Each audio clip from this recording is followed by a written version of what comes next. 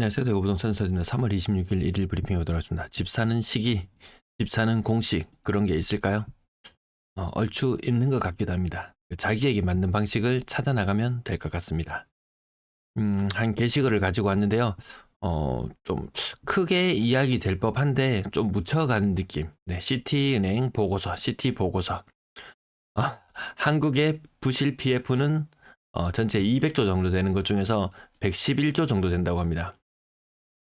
4월 이후에 구조조정이 시작되면 내년의 경제 성장률은 0.4%까지 하락할 것이다. 2% 아래의 경제 성장률 몇 년 유지되고 나면 일본식 침체가 올 수 있다는 서울대 모 교수의 이야기도 있었거든요. 아마 이거 좀 계속 위험은 도사리고 있는 것 같습니다. 정부에서는 4월 이기설이 없다고 못 박았어요. 그럼 사람들이 거기에 대한 댓글을 어떻게 다냐면요. 4월 이기설 없겠지. 그러면 5월 이기설이 있겠지. 이런 식으로 이야기할 정도로 위기는 한층 더 가까워지는 느낌입니다. 총선 끝나면 터진다. 이런 오늘자 뉴스도 YTN 뉴스도 있었네요. 자, 대구의 부채. 요 며칠째 다뤄드리고 있는데요. 대구의 부채. 몇 년 사이에 총 부채가 가파르게 늘었다. 주담대 같은 경우에도 네, 여기 단위가 1인당 주담대가 550만 원이 된 것이 1600만 원으로 늘어났다. 이게 늘어나는 속도가 근 10년 내에 늘어나는 속도가 가장 가팔랐습니다. 대출이 많아지면 네, 지출이 줄어들겠죠. 그래서 소비도시의 면목을 좀 잃어가는 것이 아닌가 이런 느낌이 살짝 들기도 합니다. 요 표를 가지고 온 이유는 요 차트를 새로 만들었거든요. 예, 어느 분이 제 부산 방송을 들으시고 데이터 기반으로 하는 방송 잘 보고 계시다고. 물론 제가 사족을 좀 덧붙여서 좀 거슬려 하는 사람들도 있어요. 네. 그렇지만 데이터만 보셔도 충분합니다. 데이터로 집 사는 꿀팁, 요런 거 데이터 꿀팁 있으면 예전에 이거 하면 좋겠다 이렇게 이야기해 주시는데요. 제가 영상을 지금 한 2년 반째 올리다 보니까 영상 개수가 너무 많아졌어요. 그래서 과거 영상들 좀 찾기 힘든데요. 거래량의 흐름을 보고 살 것이냐, 아니면 전체 아파트 개수 대비 회전율을 보고 살 것이냐, 이런 여러 가지 지표를 활용해 볼 수 있을 때는 주택구입 부담지수라든지 여러 가지 지표를 활용해 볼 수 있을 텐데요. 또 한 가지 변화라면 이거죠. 네, 사람들이 얼마나 많이 빚을 내서 집을 사는가. 지금 지난번에도 말씀드렸다시피 주가는 띄어 올리기 쉬워요. 주가는 띄어 올리기가 상대적으로 쉽습니다. 부동산 시장의 규모는 주식 시장보다 규모가 훨씬 크거든요. 이거 띄우려면 천문학적인 부채가 투입되어야 된다. 자, 대구에 가파르게 상승하던 시기 부채가 급격하게 늘어나면서 주담대만 뽑아본 거예요. 주담대만 급격하게 늘어나면서 가격을 띄울 수 있었죠. 이때는 분양가도 별로 안 비쌀 때였습니다. 지금은 분양가 너무 비싼데요. 그 과거 기준으로 봤을 때 21년 이 집값이 서서히 하락하기 시작하던 무렵이거든요. 그래도 연간 단위가 한 2조, 네, 3조, 2.5조, 2조 정도 대출을 냈어요. 대출 많이 냈잖아요. 근데 집값은 내려가고 있었죠. 이 대출 내는 것 중에서 대구에 만약에 2만 세대가 입주한다고 가정해 볼게요. 한 채당 5억씩. 이거 돈이 얼마인가요? 5억? 돈 너무 커서 계산이 좀 힘든데요. 5억에다가 2만을 곱한다. 그러면 10억에다가 동그라미 4개. 그럼 10조네요, 10조. 10조 중에서 4분의 1 정도의 부채가 발생합니다. 4분의 1 정도. 이게 무슨 말씀이신지 제가 워낙 자주 말씀드려서 이해되시나요? 한 아파트 단지 만약에 100세대짜리가 입주를 한다. 그러면 절반의 사람이 절반 정도의 금액으로 대출을 받는다. 이렇게 보시면 되거든요. 요거 이해되시나요? 네. 그러면 4분의 1 정도가 부채, 전체 입주한 아파트의 4분의 1 정도가 4분의 1 정도의 부채가 자동으로 생성이 됩니다. 그래서 21년, 22년, 23년 꾸준히 입주가 많았거든요. 그래서 연간 2조 정도, 2조, 2.5조, 3년 평균, 네, 3년 평균 연간 2.5조 정도 부채를 일으켰다는 말은 그저 입주하는 아파트에 대출을 일으켰을 따릅니다. 그렇게 많은 대출이 발생하지 않았죠. 아무튼 이 전체 대출 총액이 커지면 커질수록 집값은 뛰어 올려질 확률이 높다. 지금 1월달 현재 1,700억 정도 대구에서 주담대를 받았거든요. 요 흐름도 제가 금리표 이렇게 금리라든지 여러 가지를 활용해서 집 사는 시기를 저울질할 수 있는 방법 중에 하나로 요것도 계속해서 추적해 드리도록 할게요. 그러면 이 모든 것을 다 고려하고 집을 사기에는 많이 어려워요. 공시적으로 딱딱 맞아 떨어지면 좋겠죠. 뭐 상관 계수라든지 이런 것도 자기 나름대로 만들어서 하면 좋을 텐데, 다 무시할 수 있는 것이 심리라고 하는데, 이 심리가 확실히 돌아서는지 아닌지 그것도 파악하는 게 아마 우선순위가 될 것이고, 저마다의 우선순위는 다를 수 있을 것 같습니다. 네, 쿠팡 알리 계속 이용해 주셔서 감사하고요. 지금 요즘에 그 알리익스프레스가 한국 고객을 끌어잡기 위해서 이 엄청난 세일을 좀 많이 합니다. 네. 그래서 요 K베뉴, 요 한국관이거든요. 한국관에 들어가시면 이렇게 세일을 좀 많이 하는 품목들이 있습니다. 보면은, 이게 뭐 중국에서 발송되는 게 아니고 한국에서 자체 발송이거든요. 한국 자체 발송되는 부분이기 때문에, 뭐 기왕이면 뭐 싸게 살 수 있는지 한번 둘러보는 것도 나쁘지는 않은 것 같다. 세일을 너무 많이 해가지고 보면 혹하는 경우들이 좀 생기곤 합니다. 자, 매도 물량 4만 개. 제일 많았을 때 4만 1000개인데요. 요건 약간 무시해도 되고, 왜냐하면 삐쭉삐쭉 솟아올랐을 때 여기 의미 없이 삐쭉삐쭉 한 번씩 솟아오를 때가 있거든요. 요거 좀 무시한다 보면 한 4만 500개가 연중 최고치였다고 가정해보면, 내일 수요일이 되면 한 4만 한 500개 600개 되겠죠. 네, 증가 추세가 훼손되진 않았다. 거래량은 늘어나는데 매도 물량이 왜 줄어들지가 않지? 이런 의구심도 생길 법도 합니다. 전세 물량 지금 추세적으로 늘어나고 있다는 부분 주간 브리핑을 통해서도 다른 지역과 견주어서도 좀 말씀드린 적이 있었고요. 거래량이 미쳤죠. 하루에 신고된 거래량이 211건. 좀 감소할 거라고 봤는데 아무튼 총선 앞이 뭔가 이슈가 있긴 있나 봅니다. 거래량 이번 달은 1750건대, 1750건대 요 정도 선에서 거래가 거의 마무리가 될 것 같고요. 다음 달의 거래량은 이 숫자 곱하기 2 정도의 거래량이 나옵니다. 지지난달 같은 날수 850건의 거래량이었는데 최종적으로 거래량은 1700건이었거든요. 지금 1000건 정도의 거래량이라면 밑에 이거 1800건 써놨는데요. 곱하기 2 정도 하면 한 2000건 정도 거래량. 2000건. 그럼 2000건 거래량이 대단한 것이냐? 올해 저는 거래량을 상고하저의 흐름으로 예상을 하는데요. 2000건의 거래량이 대단한 것이냐? 이렇게 예상해보면 작년에 2000건 이상의 거래량을 간 적도 제법 있긴 있었어요. 죽어가던 불씨는 일단 살려놨다. 대출 총액이 늘어나지 않으면 거래량이 늘어나는 것도 제한적일 수밖에 없다. 대구가 제가 그때 주말에 라이브 방송을 할 때 어떤 분이 물어보셨을 때 한 3.5억 정도 뭐 대출 2억 정도 받아서 요 정도 가격대 물건을 사려고 한다. 3억대 3.5억 뭐 이 정도까지 물건 사려고 이 정도 가격에서 대구는 선택의 폭도 넓고 과거 뭐 고가 아파트 대비 매력적인 부분들이 상당히 있습니다. 3.5억까지 갔던 것이 한 5억에서 5.5억 이 정도까지, 뭐 심하면 6억까지도 가격이 거의 형성이 되었었으니까요. 그것이 다시 이 가격, 시기로 따지면 뭐 언제쯤인가요? 2017년, 18년 이 가격까지 와 있거든요. 다른 지역들은 떨어져도 뭐 2019년, 뭐 20년 요맘때 가격까지 정도는 왔지만 대구처럼 많이 빠지진 않았거든요. 그래서 요 정도 가격대 사시는 거 크게 나빠 보이지 않는다. 여기서 뭐 10% 떨어져도 10% 떨어지고 뭐 15% 더 떨어진다. 올해 정부에서 뭐 여러 전문가들, 정부는 아니고 여러 전문가들이 나와서 이야기했을 때 뭐 한 4, 5% 정도 조정받을 수 있다. 그 우리는 거기에서 항상 곱하기 2 혹은 곱하기 3을 생각해야 되니까 이 정도 가격 떨어지는 거 이거 무서워할 필요는 없을 것 같아요. 이거 무서워. 근데 사실상 사람들이 더 많이 선호하는 것은 5억짜리 집, 6억짜리 집, 7억짜리 집 가격이 높을수록 사람들이 더 선호하기 때문에 가격이 더 높거든요. 근데 6억 이상은 늘 말씀드렸다시피 적격 대출이 막히면서 대출 내기는 조금 버거워질 수 있죠. DSR에 걸리는 부분들도 분명히 생길 수가 있을 것이고요. 그럼 5억대 가격, 이게 또 괜찮거든요. 웬만한 동네에서 5억대 아파트면 괜찮아요. 혹합니다. 그 5억짜리 사면 이게 6억 가고 7억 간다는 보장이 있느냐? 대출을 한 2억 3억 정도 내가지고 한 10년을 가지고 있었을 때 집값이 거의 한 더블은 돼야지 뭐 거의 더블은 아니더라도 제가 계산해 봤을 때는 대략 한 60% 정도는 올라줘야지 뭐 대출 돈도 내고 경비도 제하고 뭐 세금도 이것저것 다 하자면 그 정도는 올라줘야 되는데 이게 과연 얼마나 오를 수 있을까? 우리나라 GDP가 지금 한 5년 6년 이렇게 정체되고 있다고 그렇게 하잖아요. 성장이 얼마나 될 수 있을까? 그 부분을 생각해 봐야 되겠습니다.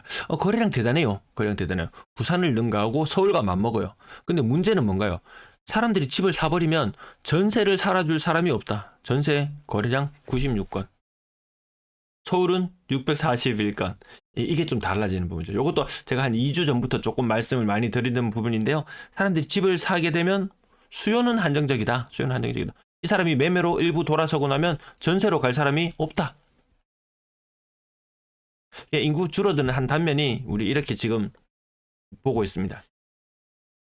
오늘 이 거래가 3월달 뒤늦게 지금 얼마 근시일에 거래된 것들도 많이 있고요. 대형 평형 국평 기준으로는 범 SK뷰. 그래도 이거 30% 국가 대비 30%.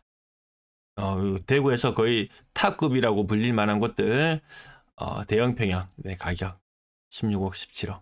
서울의 웬만한 지역에 국평 네, 수성 골드클리드 센텀 40평이 7억 7천 40평이 7억 7천이었고요.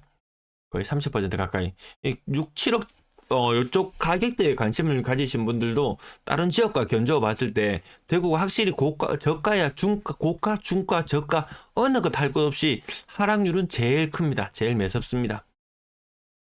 근데 이 대출이 문제죠. 예, 대출이 좀 문제인 것 같습니다. 동대구 이안센터를 D 6억 4천 대단해요.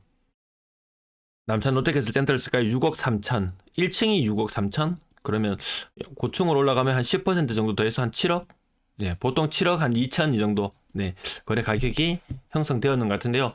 그렇게 치면 1층이 조금 싸게 된 것 같기도 하고 하여튼 6억 7억 이렇게 느낌 맞죠? 이 네임밸류가 조금 달라지는 느낌은 있습니다.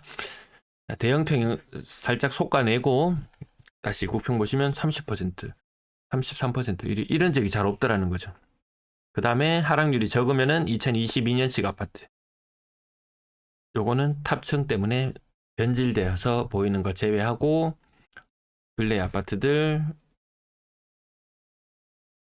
남산자이 하늘채 29평이 5억 4천. 이 편의점 대신 5억. 그래서 맞죠? 5억짜리, 6억짜리, 7억짜리. 딱 갈려져 있습니다. 어느 아파트가 좋아요. 뭐 이런 건 뭐 할 필요도 없습니다. 이 금액대 딱 보고 요 대충 요 정도 아파트, 대충 요 정도 아파트 요 정도로 파악해 두시면 될 것 같습니다. 오늘 워낙 거래 신고가 많다 보니까 가격 다 짚어 드리진 않고 이렇게 좀 많이 빠진 것, 그다음에 최신의 아파트들 제껴 놓고 하면 그렇습니다. 5억짜리 동네 대충 보시면서 오늘 이 거래 신고된 아파트들이 많기 때문에 요건 한 4억짜리 동네, 4억 중반짜리 동네 대충 요 정도 가늠해 놓으시면 뭐 급등도 없고 뭐 급락도 없고 대충 그런 분위기라고 계속 파악하고 보시면 되지 않나 싶습니다. 네. 30% 이상 하락한 것만 동그라미, 대략 30% 정도 하락한 것만 동그라미. 대형 평형 제껴놓고. 그래서 평수도 좀 대형 평형, 소형 평형 좀 제껴놓고 살펴보시면 크게 뭐 틀리진 않은 것 같습니다. 거의 40, 복현자이 거의 40%, 7층인데요. 7층인데요. 고점 대비 이런 느낌이죠. 한창 때 7억까지 갔었는데 지금 4억, 7억 3천이 4억 3천. 그래서 요 가격 조금만 더 내려와 보시면 3억대, 3억대 한 중반 대형평 좀 제껴놓고 국평 위주로 비교해 보시면 가장 편하게 보실 수 있을 것 같습니다. 대형평 제끼고 국평 기준으로 38% 고점 대비 하락했거든요. 한창 때 6억까지 왔던 것이 3억 7천. 3억 중반이면은 뭐 소득이 좀 일정하고 이렇게 고정적으로 보장이 된다면은 지금 집 지어서 웬만하면 분양가가 막 7억씩 나오고 그 7억 아니면 분양도 힘든 그런 실정이라고 하니까 크게 맞죠? 크게 많이 부담이 가시나요? 2억 정도 대출을 낸다? 이게 정책 자금이면 좋겠고 아니면은 조금 부담스러울 수는 있죠. 이제 나이대들도 대구나 아니면 전국적으로 봤을 때 우리나라 중위연령이 40대 중반이 중위연령이잖아요. 그래서 2억을 대출해서 20년 동안 갚아 나간다. 이것도 한번 생각해 볼 필요는 있습니다. 언제까지 건강하고 언제까지 빚을 잘 갚아 나갈 수 있을지. 그렇다고 노후에 또 집이 없으면은 또 이거 이동해서 다니는 거 이것도 여간 일이 아닙니다. 네. 연식도 한번 생각해 보고, 그래서 내가 무조건 젊다고 무조건 뭐 신축 6억 7억 신축 선호 안 하는 사람은 어디 있습니까? 다 선호합니다. 근데 아직까지 그러면 좀 부각이 좀 덜 될 수도 있는데 한 5년 10년 더 지나고 나면 요즘 신축 아파트 스타일이 그 결로에 좀 취약하잖아요. 아무래도 이렇게 뭐 베란다 공간이나 이런 거 있는 거 공기층이 형성되어 있는 것과 분명히 차이는 있습니다. 예, 이야기는 안 하죠. 집값 떨어질까 봐 이야기는 안 하죠. 벽 타고 물 줄줄 흘러내리는 이런 이야기는 안 하죠. 그래서 저희도 얼마 전에 집을 한 개 보고 오신 분의 이야기를 들었는데 여기 이 동네에 지금 집값 3억 2천 물건 나와 있는데 3억까지 조정 가능하다, 이런 이야기를 들으셨다고 하고요. 또 하시는 말씀이 저 위에 저 집은 5억 4천에 들어왔고 또 저 옆에 저 집은 5억 6천에 들어와서 살고 있는 사람 있다 라고 하면서 지금 가격이 굉장히 싸다고 이렇게 어필을 하는 이야기를 들으셨다고 하시더라고요. 3억대 국평, 거의 국평 기준으로 평당 1,000만 원짜리 동네에서 괜찮은 아파트들 충분히 생각해 볼 수 있습니다. 평당 1,000만 원, 국평, 다 국평. 직거래 빼놓고라도 1,000만 원에 평당 1,000만 원 정도 선에 선택의 폭이 굉장히 넓어져 있다. 월베 힐스테이트 잠깐만 볼게요. 월베 힐스테이트 한창 때 5억 2천까지 갔었죠. 고점 대비 37%. 여기서 10% 정도 더 하락을 한다 치면은 거의 고점 대비 반토막이잖아요. 그래서 살면서 어차피 이거 뭐 감가상각 되는 부분이라든지 이렇게 생각한다 손 치면은 그 떨어지는 거 그렇게 많이 안 무서워해도 괜찮을 것 같습니다. 그러면 지금 아니면 지금 당장 사라는 이야기냐? 아니죠. 당장 안 사도 기회는 있다. 거래량이 더 늘어나는 거 보고 뭐 2,000건을 넘고 더 많이 늘어나는 걸 확인하고 들어가도 괜찮은 것 같습니다. 충분히 대구에 아파트가 많이 있는 것 같습니다. 네, 거의 1층 이런 데 관심 있으신 분은 고점 대비 40% 정도 하락하는 물건들도 계속 거래가 되고 있습니다. 건당 거래대금 계속 빠지고 있고요. 3월들도 거래량이 계속 누적되어서 거의 3월의 거래량도 지금 절반 정도가 신고되었을 텐데요. 신고되었죠. 지금 1,000건 정도 거래가 형성되었으니까 이 올라가지를 못하고 계속 내려오는 모습. 거래량 분명히 제가 말씀드리는 부분은 정책자금 60조, 이제 정책자금 30조 정도 투입되는 시장입니다. 분명히 부동산 시장에 투입되는 돈은 줄어듭니다. 근데 거래량이 폭발할 수가 없죠. 과거 대비 또 높은 가격을 형성하고 있으니까요.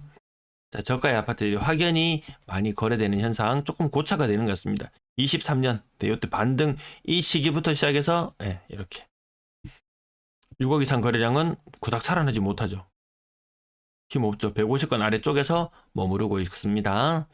고가의 아파트 대출 6억 이상 대출 안 나오면 살 수 있는 거 한정적이죠. 대출 안 나와서 당장에 6억 이상 아파트들 거래가 제한되죠. 부동산 전체 시장에 투입되는 돈도 줄어들죠. 그럼 전체 거래량도 줄어들 수밖에 없죠. 분양권 거래량 8건, 수상할이 많지 적습니다. 물론 요 뒤늦게 신고되는 건들이 지금 누락이 되어서 지금 거래가 제대로 숫자가 안 나타나고 있다 손 치더라도 지금 요 숫자 아파트 거래량이 어느 정도 늘어나는 거에 비해서 분양권의 거래량은 그에 따라가지 못하고 있습니다. 분양권 거래량이 비싸니까요. 비싸니까 바로 동네 하나 건너서 연식 10년 차이 하나는 신축은 6억, 구축은 뭐 한 3.5억. 저 같으면 이거 삽니다. 그리고 됐다. 여기까지 됐고요. 전세거래는 제가 많지 않다고 말씀을 드렸는데 다른 도시와 아까 비교해 봤을 때도 많지 않은 모습을 확인할 수 있으셨을 거예요. 자, 1일 건당 거래 건수가 54건, 많을 때 60건대를 거의 70건대에 육박하던 11월과는 사뭇 달라진 분위기임을 알 수 있을 것 같습니다. 전세 가격도 계속 빠지고 있고요. 매매로 돌아섰다. 전세 들어올 사람은 없다. 나는 투자를 해서 갭 투자를 하든지 뭘 하든지 사고 싶다. 전세 세입자가 제때 안 들어올 확률도 생각하고 자금을 조금 여유 있게 운영해야지 이 전세 사기꾼 소리는 면할 수 있을 것 같습니다. 아이고, 오늘 조금 내용이 길어지네요. 뒷부분. 평균 월세 가격 뭐 그 정도 계속 같은 수준 유지하고 매매 거래가 늘어나는 만큼 임대 거래가 줄어든다. 사람들이 매매로 확 돌아섰는 걸까요? 아직까지는 분위기 좀 더 봐도 괜찮을 것 같네요. 네, 시청 감사합니다.